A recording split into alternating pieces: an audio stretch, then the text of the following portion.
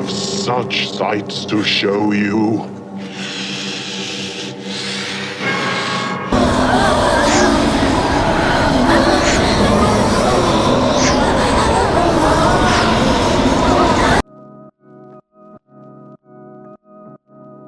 They say that imitation is the most sincere form of flattery.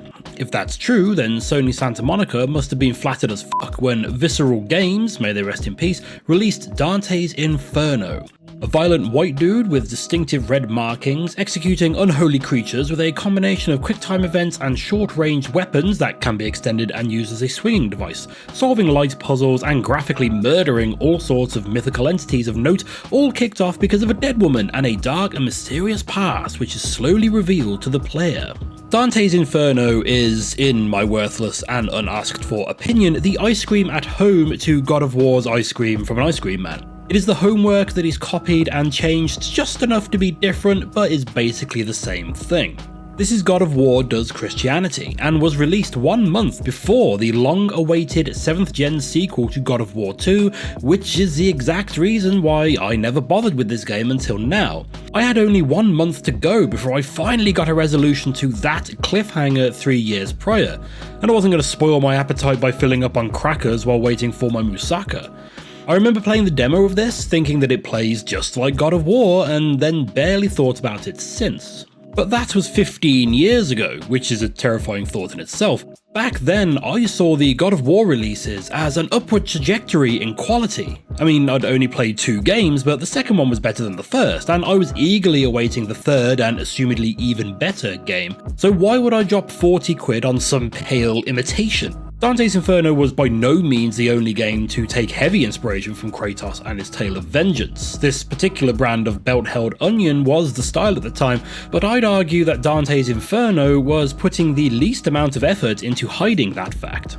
Apparently, the game was originally envisioned as being something closer to a mature, interactive horror graphic novel, still based on the Divine Comedy written by Dante Alighieri, or however you pronounce it, I know I've got that wrong, primarily because it's in the public domain, so there's no rights issues to work with, and of course the tagline "Go to Hell" is pure marketing gold. I couldn't find much information on the development of this game, with my only real sources being an in-house promotional documentary where everybody sucks each other off and talks about how great everything is, and a What Happened video by Matt McMuscles, who apparently got in contact with an anonymous EA employee who worked on the project. Apparently EA's marketing department liked the idea of the setting for the game, but weren't keen on trying to sell an interactive graphic novel to the mass market. So games industry marketers did what they still do today. They looked at the most popular thing and pointed at it enthusiastically. Do God of War. Xbox had a big God of War shaped hole in its library of games, and a 3D action game about travelling through hell to murder Satan is much easier to market than an interactive book about a chap looking for his missus. This video isn't the place to properly get into the whole thing with EA's marketing department from around this time period, but do have a look at it yourself if you want to see a company ship illegal products, ship packages that cause bomb scares, or inadvertently encourage acts and recorded evidence of sexual assault in an effort to advertise pieces of entertainment software. Suffice it to say, there was clearly a lot of cocaine floating around the EA marketing offices at this time, and while some of the ideas were a bit daft, they certainly did make me aware, at least, of Dante's Inferno's imminent release. I was curious about this game at the time, but after playing the demo and realising how closely it felt like God of War, I decided to wait until it came down in price before picking it up. Unfortunately though, before that happened, high street video game shops in the UK declined massively, so if games weren't on Steam, I wasn't really keeping an eye on their prices. So for 15 years, Dante's Inferno became one of those games that I'd remember every so often, express mild regret for having never played it, and then move on with my life. Until today. Well, a few weeks ago, anyway, when I wrapped up my God of War Greek Saga ranking series and felt like this would be the perfect time to finally play Dante's Inferno. And I picked it up for cheap from a gaming market, so win-win. I realise that I've already mentioned God of War several times by now, and I am directly comparing this to those games as part of this ranking series, and it's going to come up a lot more. If you look back at post-release interviews about Dante's Inferno, the development team very quickly got bored of these comparisons. So on the off chance that anyone other than my mum sees this video and someone from the development team stumbles upon this, I'm sorry. I don't mean to rub salt in the wound or anything, but these comparisons are justified. I do not make these comparisons to dismiss the work that was done. By no means do I think that just because something is incredibly similar to something else, that it was a quick and easy thing to throw together. And even though all those similarities did kind of put me off actually buying the game back in the day, recently playing through the God of War games that came after Dante's Inferno have left me feeling a little bit down on that saga. And so I turned to this in the hopes of a familiar experience that would allow me to end this series on a more positive note, hopefully. So here is your spoiler warning for both Dante's Inferno and The Divine Comedy, just to be safe. I've never read it, but I've heard enough about it to know that it doesn't end with a boss fight against Lucifer, and the thing has been referenced so many times that you probably know more about it than you realise. But still, spoiler warnings ahead for this game and the entire God of War Greek saga, just in case I bring it up, as I descend into the torment of making a video about a graphic game set in hell while trying to not get demonetized by YouTube. Of course, there are versions of my video available over on Patreon that haven't had to be edited to appeal to the benign overlords of YouTube, which is particularly important for this video because that lust level was a literal hell to edit around.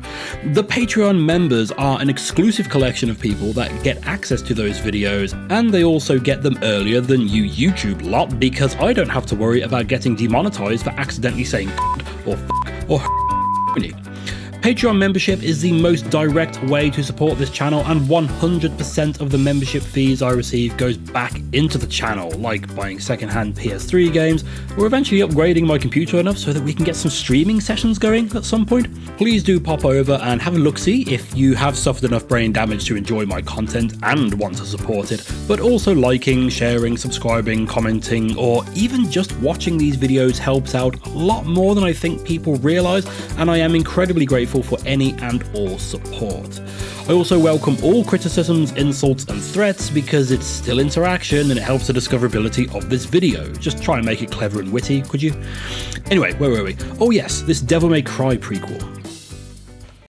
I reckon we should just deal with the eternally damned elephant in the room before we go much further with our descent into hell. I mean, I think I might have already mentioned it once or twice already, but this game is incredibly similar to the Greek God of War games, and I just want to look at exactly what I mean by that.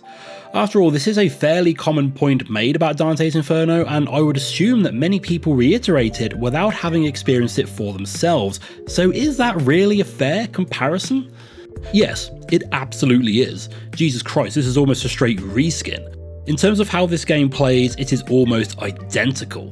The only major difference I noticed was that they moved the block button from L1 to L2, which really messed with my muscle memory and almost feels like an arbitrary change made just to have some differences from the God of War control scheme. But other than that, square for light attacks, triangle for heavy, hold triangle down and you'll launch the enemy and yourself into the air, mash circle to open up doors, you have to press R1 to interact with stuff like healing fountains and enemies that are ready to die, so that's a little bit different too. One slightly more significant change is the magic system. In God of War, you gradually unlock up to 4 different magical abilities depending on the game, and you have a dedicated button to activate that ability. In Dante's Inferno, however, you hold down L1 and then press one of the face buttons to activate that particular ability. But by the end of the game, you can have up to 8 total spells that you unlock through the skill tree, and you can assign them to whichever face button suits you. Now this directly links to the very different skill progression system, and I hadn't managed to unlock all of these spells during my playthrough. After I'd unlocked 4 spells, I'd assumed I wouldn't get any more, and so I got used to using them during regular combat. I had one where I would dash through enemies to damage and freeze them, an AoE that did persistent damage in an area around me, a spell to massively reduce any damage taken for a bit, and a rather weak one which I probably should have switched out that sends a little bug or something out to distract and harass enemies for a few seconds. I honestly couldn't tell you what the other spells did because by the time I could unlock them, I'd already upgraded my existing ones and I just didn't feel the need to add extra spells to my repertoire. But maybe I messed up, and there's some excellent magical abilities in there that I missed out on because I was leveling up wrong. Which brings us neatly onto arguably the biggest mechanical feature that separates this game from the Greek God of War saga, and that's the absolve or punish system. Like in God of War, you can just keep attacking enemies until they die, and you'll get some XP orbs to spend on new skills, and occasionally some health or magic orbs as well. You've played those other games, this all makes sense. However, you will regularly get the option of performing a spectacularly glory finisher on these hellbeasts, and triggering this will give you a moral choice to make. I mean, it's a moral choice from an in-universe point of view, but for me it was fairly cut and dry. You can choose to either absolve this tormented soul and earn holy points, or you can punish them, condemn them to... Actually, I'm not sure what happens because they're already in hell, so where do they go if you punish them? Mega Hell? Wolverhampton? Either way, they get killed and incinerated in an overly violent manner, and you gain unholy points. These points build separate meters which, when full, will unlock a new level on that half of the skill tree, which may contain upgraded versions of your current abilities, like new attacks for your scythe or holy cross, or could be new or upgraded spells. Luckily, both halves of this tree provide health and magic upgrades at the same levels, so while you would struggle to miss out on more general upgrades like that, you do still run the risk of cutting yourself off from some spells altogether. And this was a bit of a persistent source of anxiety for me in the early stages of the game. The mechanic is explained and tutorialized enough so that I understood how it works, but what I didn't know is whether this was a game where I could reasonably expect to max out both sides of the tree in one playthrough, or whether it would be more sensible to stick to one side and get the higher end abilities, like in Infamous as an example. As it happens, the answer lies somewhere in the middle, but I didn't know that until it was clear I was approaching the end of the game, which is fairly easy to do in this game because you're traversing the 9 circles of hell, so as long as you can remember which circle you're currently on, you have a good guess as to how close to the end of the game you are. What wasn't as immediately clear to me was whether there would be any penalty for not leveling up one side of the tree over the other. So if you haven't played this before, allow me to ease any such concerns that you may have. Leveling up the unholy side increases the damage dealt by your scythe, which is all your melee attacks. There are no other weapons in this game, but you do have a ranged attack with your holy cross, which is upgraded along the holy path. So, on the face of it, holy skills upgrade your ranged abilities, while the unholy side upgrades your melee capabilities. Easy. Except not quite, because it is slightly easier to acquire holy points over unholy, and that's due to these occasional historical figures you'll come across on your descent through the pits of hell. The first one I found was Orpheus from the Greek myths, but you also come across people like Pontius Pilate, Boudica, and Attila the Hun. Like with standard enemies, you can either absolve or punish them, with their punishment being a stern scythe to the face and a little bit of immolation. However, absolving them triggers a minigame that plays like a slow and inaccurate version of Guitar Hero. These little orbs represent their sins, and when they get close enough, you press the right button and absolve them. I just wish it got going a bit more quickly, because the first couple take about 10 seconds to get within range. They do quickly ramp up though, and they start coming in at different speeds, and later in the game they throw black orbs at you that will remove an absolved sin from the counter, which also happens if you press a button at the wrong time. The controls just didn't feel responsive enough for me when it gets busy, and it never felt clear as to exactly when an orb was within the acceptable range. The point of all this is that the number of sins successfully absolved adds to a multiplier, meaning that you could easily acquire more holy points through this minigame than you can with a base rate of points offered by the punishment option. After spending about half of the game worrying about whether or not I should be focusing on one side of the tree or leveling it all up evenly, I settled on absolving all of the damned celebrities I came across and punishing all of the monsters. I mean, these guys are trying to kill me, so fuck them, right? And it is cool to get a couple of historical tidbits from the celebrities that you stumble across. Fair enough, some of them are mythical figures, but there are a few actual historical figures here, and a couple of them tie into each other's stories too, which I think makes this an educational game, right? I'm not sure that claim holds up when discussing a giant Cleopatra who has tongues coming out of her nipples while hiding in an orgasm tornado though, but I don't have any evidence that this sort of thing didn't happen. If anyone was daft enough to watch the rest of my God of War ranking series, you may remember that I regularly complained about how Kratos was easier to interrupt than my climax when your mother starts introducing fingers. I also bemoaned the sections where you had to fight dudes while hanging from a rope, because it never felt exciting and was a massive step back from the 3D combat that makes up the rest of the game. Dante's Inferno remedies both of these complaints, with Dante feeling about as stable as an old wooden door. It'll stay upright and can take the occasional slam, but whack it too hard and it will fall apart, a bit like your dad. And while Dante's Inferno does have rope sections, none of them feature any combat, and you can even sprint across them. Perfection. Honestly, if we were comparing these games on a purely mechanical level, it'd be a close call between this and God of War 3.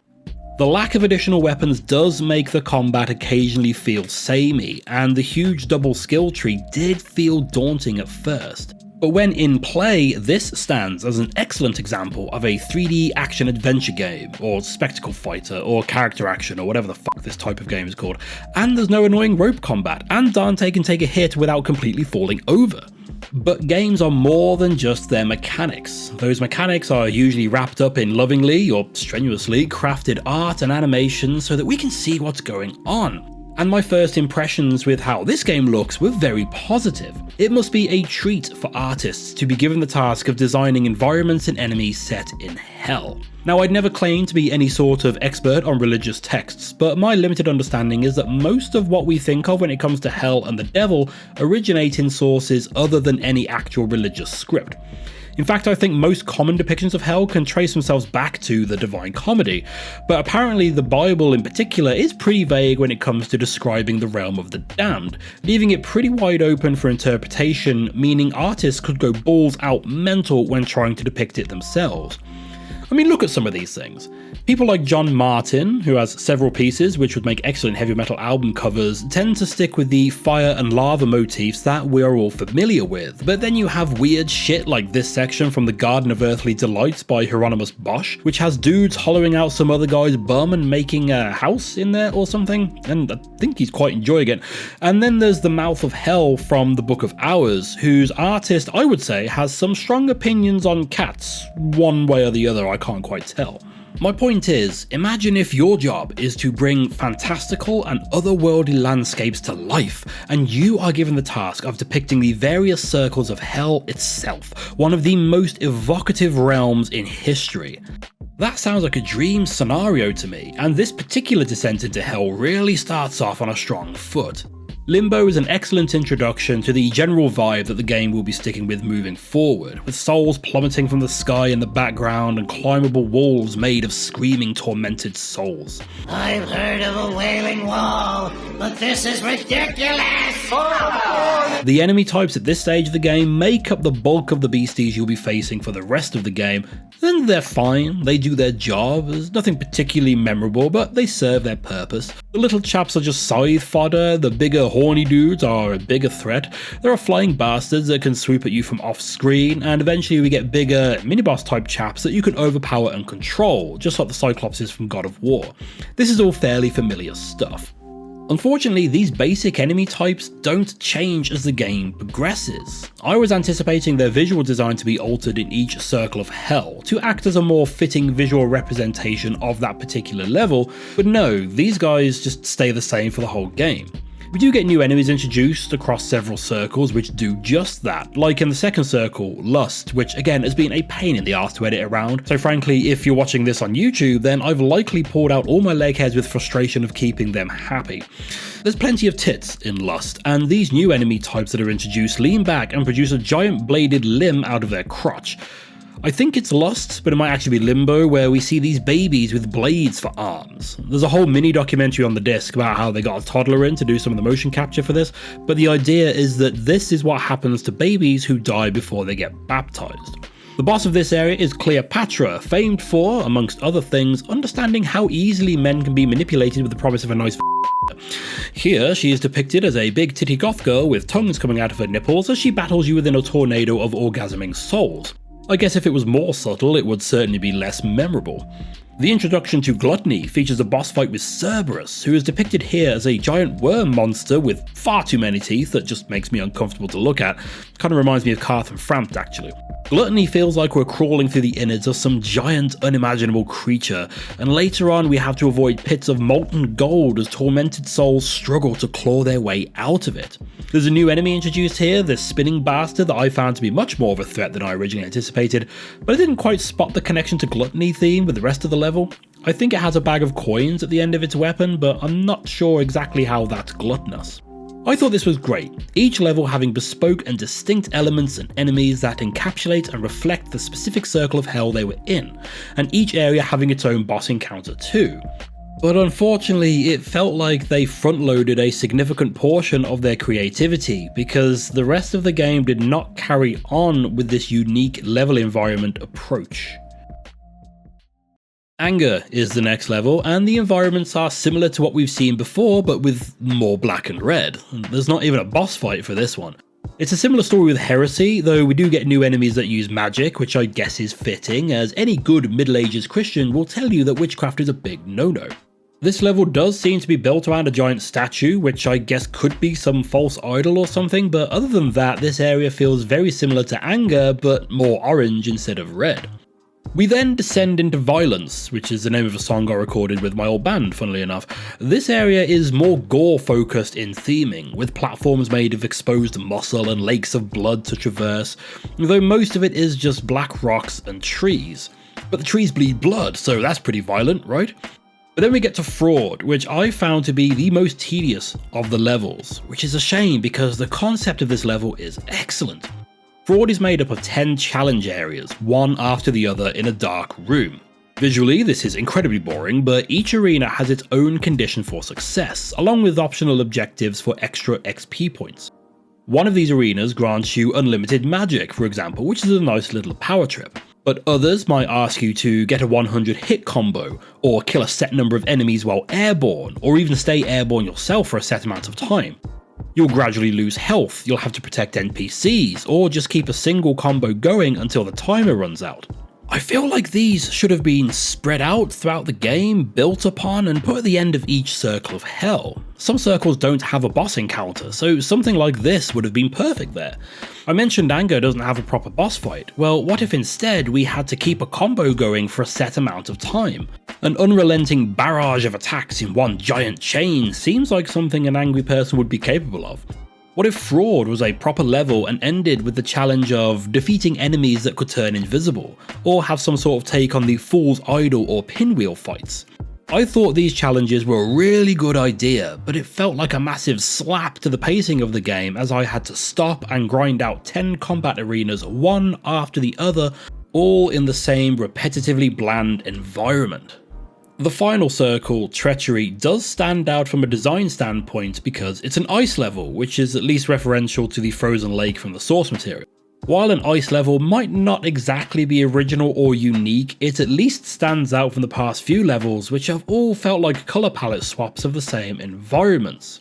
The game started off with environments that pretty clearly reference what level of hell they were from, but disappointingly quickly I could only really tell where I was from the shouts coming out of the poor bastards stuck in the walls. They will shout appropriate things for the sins they've committed, so the ones in Anger are particularly pissed off. I'll spoon out your kidneys and feed them to you. While the walls of Heresy will call out false prophets and the such. Ignore the sacraments. And the guys in Lust seem to be having a pretty good time, actually.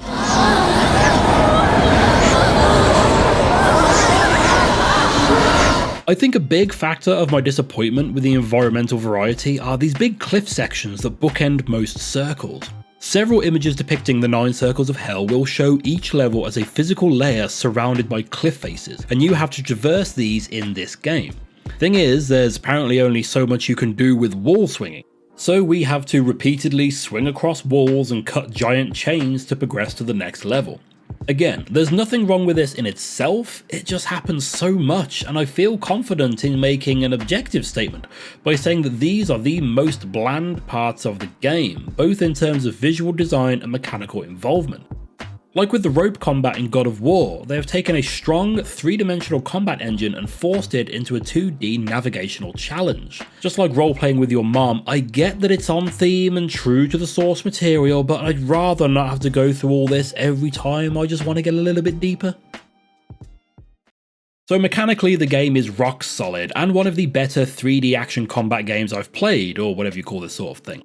The visual design starts off incredibly strong, but can't keep that going throughout the 8 or so hours that it took me to beat the game. That's not to say the game looks bad, by the way. Obviously this doesn't look as good as God of War 3 because this has to run on an Xbox 360, but the game does look good, and more importantly, it's got a rock solid frame rate. I didn't notice any stuttering or any drops in frames during my playtime. The game runs smooth the entire way through, which should be the norm really, shouldn't it?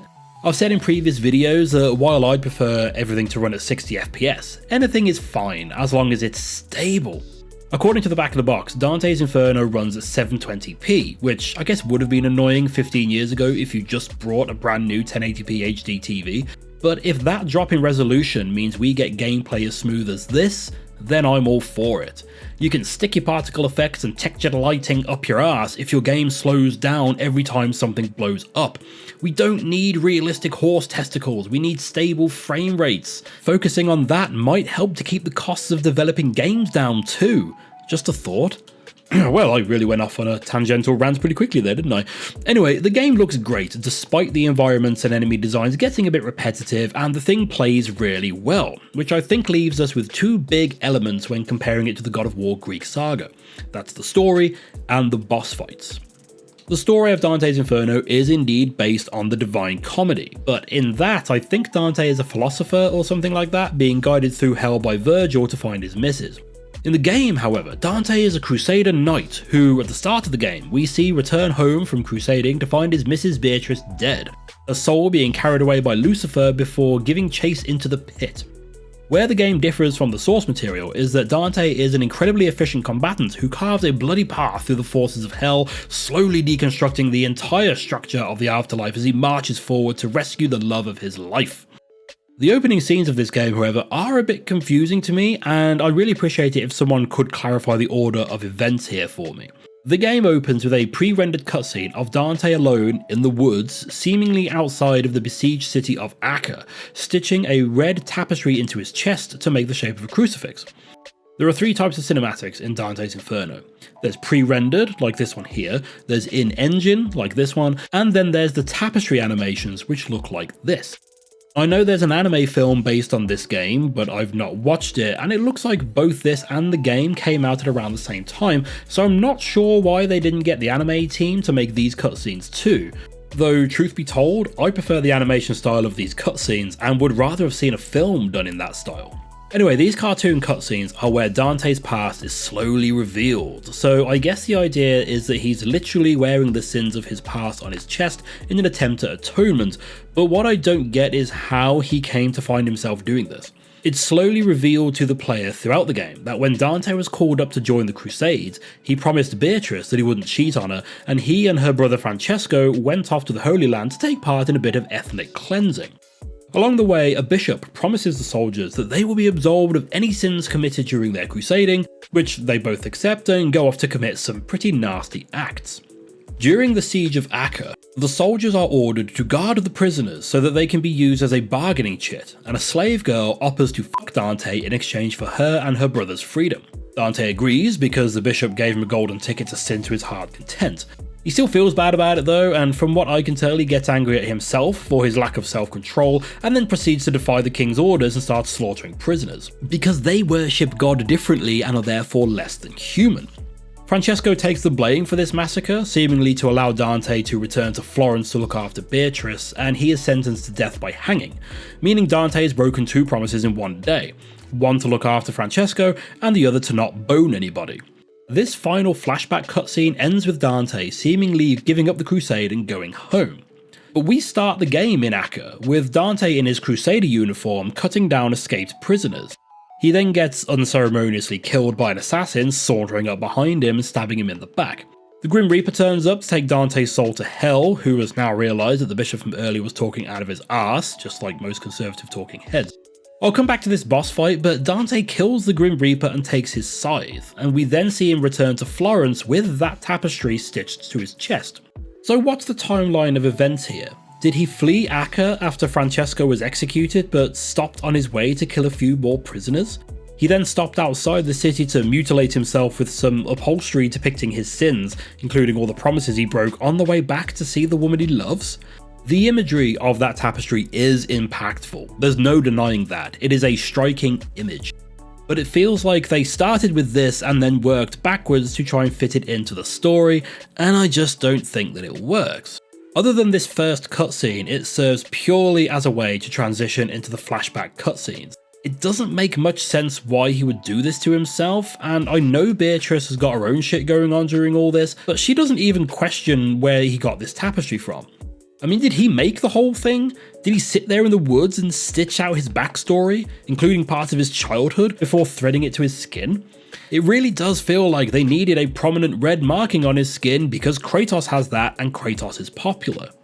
As the game goes on, we learn that, for some reason, Beatrice made a bet with Lucifer, as you do, that Dante would stay loyal to her, and because he didn't do that, her soul now belongs to the devil. We keep catching up with these two as Beatrice becomes more and more corrupted by Beelzebub, gradually accepting her role as the Queen of Hell. As Dante progresses through Hell, he believes himself to be absolving his sins. He eventually realises that actually he has been a bit of a twat and admits to Beatrice that he deserves to be in Hell and asks Beatrice for her forgiveness, offering her back the cross that she gifted him and that he's been using as a ranged weapon. Apparently that's enough to put her off becoming the Empress of Hell, and then the angel Gabriel turns up and tells Dante to keep fighting through Hell to fully redeem himself. Dante reaches the bottom of the pit and comes face to face with Lucifer, who says that Beatrice was just bait to lure Dante down here to break the chains keeping him locked up. Once we beat the devil out of him, he drops a revelation that was completely lost on me. He shows us Dante being stabbed back in Acre, apparently revealing that Dante died and is now in Hell, and so he can't leave Hell because no one leaves Hell. I just don't get why this is a shock. We know he died, don't we? That's why the Grim Reaper turned up. But we killed Death, we took his stick. I just don't understand why this is presented as some sort of twist. Anyway, Dante uses the souls of all the, souls he absolved on his journey to lock Lucifer back up in his big Lucifer suit and is then teleported to Purgatory where his tapestry is burned and we are promised that the story will continue. That ending wouldn't make much sense if you chose to punish every soul you came across, and with two different upgrade paths I really thought we would have got two different endings. But I guess that'd make setting up the sequel more difficult. But then again, it's been 15 years and that hasn't happened yet. But we have just had Silksong, so now we can wait for Half-Life 3 to come out and then maybe get that Bloodborne remaster, then they can get this sequel made, thank you very much. Oh, and The Darkness 3, can we start working on that now, please?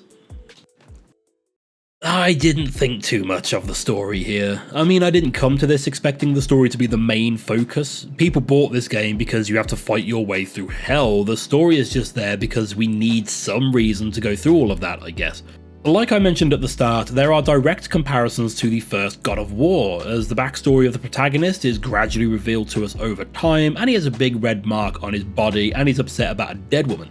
I found Dante as a character to be pretty dull though. He doesn't really grow, he only seems remorseful when his missus basically tells him bollocks. Kratos was raised a soldier, became a general, and eventually fought as the champion of the God of War, so his feats, while still impressive, make some sort of sense. Crusader Knights generally went around killing innocent brown people, as we see in Dante's flashbacks, and while we can assume that he had to fight some actual soldiers too, he goes straight from that to defeating Death himself in one-on-one combat, and proceeds to defeat and destroy ancient deities without breaking much of a sweat. Which I guess brings us on to the boss fights, and I found these to be a mixed bag. First fight of the game, after about 3 minutes of pissing about with escaped prisoners, is Death himself, which is a pretty high bar to start with and definitely sets a level of expectation moving forward. Later bosses are mostly mortals who have ascended to some sort of position within their particular level of hell, but Death is Death. He is step 1 in any journey to hell, and Dante defeats him in a tutorial fight. Now that's fine, I don't really have an issue with that. What I do have an issue with is the lack of consequences of this. We have killed the Grim Reaper and taken his scythe, so can people still die? Seemingly so, because in Limbo we see it positively raining men. We have defeated death itself, and apparently Dante's reaction is to sit in the woods and do some crocheting. Later on we battle King Minos, and I love the presentation of this guy. We start off seeing him judging souls in the background of Limbo before eventually facing him. This is the guy that judges each soul and determines which circle of hell they should reside in. We then kill him. Wouldn't that have some sort of consequence? On the way there we killed Charon, who here is an actual boat with a big head, so now no souls can cross the river Styx. Does this major bottleneck in the Afterlife production line get mentioned at any point? Nope, don't worry about it, that was up in Limbo. We're in Lost now, let's keep going. Killing these key figures in the Afterlife should have some sort of visible consequence, like in God of War 3 when their various parts of the world start falling apart after their deaths. But no, we tear apart key stages of the path to hell and it seemingly affects nothing. Which does bring me on to another point of comparison with God of War, the levels themselves. God of War 3 wasn't out when this game was released, so I guess it's only really fair to compare this to the first two games, but the same does apply for God of War 3. Those games felt like they were set in actual places. I mean, not actual places because they're games, but the first game was set in the Temple of Pandora, a maze of booby traps and tests to make sure that only the worthy would be able to proceed. It's the same with God of War 2. The Island of Creation is a set of roadblocks and traps built to keep people away from the Sisters of Fate. But hell? Well, yeah, it's a place where souls are being tormented for eternity, but we also have block sliding puzzles, platforming sections, and this MC Escher inspired bullshit which felt incredibly out of place and had me stuck for ages because the perspective didn't make it clear as to what was going where. F this puzzle. Why is it here? Why in Gluttony? Do people hungry for puzzles get sent here? None of the environments felt like actual places that would exist outside of a video game level. Like Pandora's Temple, we see the corpses of those that failed to survive the traps. That felt like a place designed to keep people out and either kill them or send them insane. The 9 circles of hell feel like they were designed by people to be levels in a computer game. I know this probably doesn't bother most people, but I really appreciate extra details like that. And it's why I still think the first God of War game has my favourite environmental design of the series. The bosses themselves, as I said, are a bit of a mixed bag. Generally speaking, I thought many of them had excellent visual design and presentation, but the actual fights were either unintuitive or repetitive to the point of becoming tedious. Let's look at the Cerberus fight for an unintuitive example. An example of an unintuitive fight. The 3 heads will spit at you and eventually lunge at you, leaving that head vulnerable for a few attacks. But if you destroy one of these pus piles on the floor and then bait an attack, the pus pile will shoot up what I assume to be spicy discharge and stun the head for even longer. But I never figured out how to do this without getting smacked around and made me feel like I was brute forcing my way through the wrong tactic. The King Minos fight is probably the best example of a repetitive encounter. His attacks keep you on your feet, but once you figure out the pattern, you just have to repeat it a few too many times for my liking. If bosses are a test of players' abilities, then this is like asking a kid to spell the same word over and over again on the same spelling test. There are a good mix of boss fights between giant unimaginable monstrosities and more human-sized monstrosities. And while I greatly enjoy both types in these sorts of games, I do like the human-sized duels a little bit more, mainly because they let me get some good use out of the parry system. Unfortunately, those fights weren't particularly memorable to me, and once you get the parry timing down, they became pretty straightforward. Again, visually these guys are all really good, except for Dante's dad, who looks a lot like the Adjudicator to me. They just don't offer anything unique in their fights and are pretty easily forgettable, which in a world where God of War exists, I think kind of sums up Dante's Inferno for me. And I think that's just about everything I have to say about Dante's Inferno. I don't think we'll ever get that Kratos versus Jesus showdown, so I guess this is the next best thing, even if most of the fights are against creatures from outside of Christian mythology. The game looks great and plays fantastically, but the story and boss fights were a bit of a letdown to me. So the question remains, how does this stack up to the God of War Greek saga, which is currently ranked like this? Now, I enjoyed my time with Dante's Inferno and would pretty happily play it again, and would unreservedly recommend it to anyone who hasn't already played it, so straight away that puts it above God of War Ascension. Maybe it's unfair to compare this to the PSP God of War games, as those are kind of optional spin-offs created for a handheld device, but it's my list, so bollocks, I'm gonna be unfair. I would sooner play Dante's Inferno again before Chains of Olympus or Ghost of Sparta. Now this is where it gets oppressively subjective and massively unfair, because I'm now left to compare Dante's Inferno, part 1 of a trilogy that was never finished, against a complete trilogy, with solid and defined beginning, middle and end, has 3 games worth of character development, mechanical refinement and graphical improvements. And also nostalgia, the most unfair factor of them all. If someone had never played any of these games and asked me if they should play either this or the God of War trilogy, of course I'd recommend the trilogy over this. I like this game, but any one of those games is better, and if you like one of them, you've got 2 others to play straight afterwards. This conveniently puts Dante's Inferno right in the middle of my ranking list, almost as if it's in limbo itself. But this is definitely worth your time if you're a fan of the God of War series, and I do think it's a shame that Visceral Games were never given the chance to build on it for a sequel, or continue to exist at all, but that's another matter entirely. And that, my friends slash enemies, brings us to the end of the God of War Greek Saga rankings series. There's been some ups and some downs, but largely I still feel like these are solid games that can be enjoyed by people who've never experienced this side of Kratos before. I do feel like this saga went out on a bit of a whimper though. There's only so much you can do with this formula without any significant changes before it feels old and tired. In fact, Ghost of Sparta and especially Ascension remind me of those videos of Stan Lee who just wants to go home and people telling him that he can't yet. They still need him to do stuff so that they can make money off him. You get your money's worth out of me. Every single penny. The good news is that it's possible to play all of these games, including Dante's Inferno, on one console. So if anyone did want to dip their toes into this saga, you won't have to worry about digging out multiple consoles. Unfortunately, that one console is the PS3, which is no longer in production, so now you've got to roll the dice with a used one if you don't already have one. But yeah, I had a great time going back to these games after all these years, but I wouldn't recommend people play all of them one after the other. I mean, I love Moussaka, but I wouldn't want it for every meal of every day. Well, not for too many days, maybe 5 or 6, but after that I'd probably want something else for a little bit. I'd say binge the trilogy, then play the PSP games after you played a few other titles in different genres, and then after another break, if you still want more and you've got nothing else at all to play Ascension. Also play Dante's Inferno somewhere in there. It's a little bit of something different while still feeling similar. Well done for making it this far. You must be exhausted after listening to all this shit.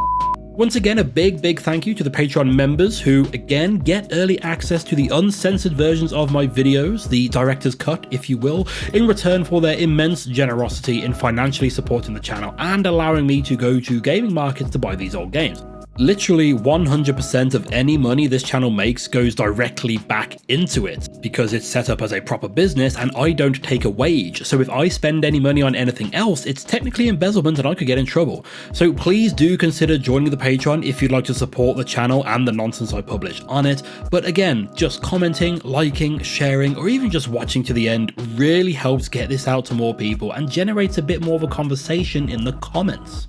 Next up on the channel is the finale of the Halo ranking series as I finally tackle Halo Infinite, and then I really should have a look at Assassin's Creed Shadows so I can update that ranking list, and then it's on to the next ranking series, whatever that may be. I mean, I know what it will be, and the Patreon members will know before anyone else, but until then, thank you for stopping by, enjoy the rest of your day, look after yourselves, be kind to your neighbours, and try to stay out of trouble. I mean it, I'm watching.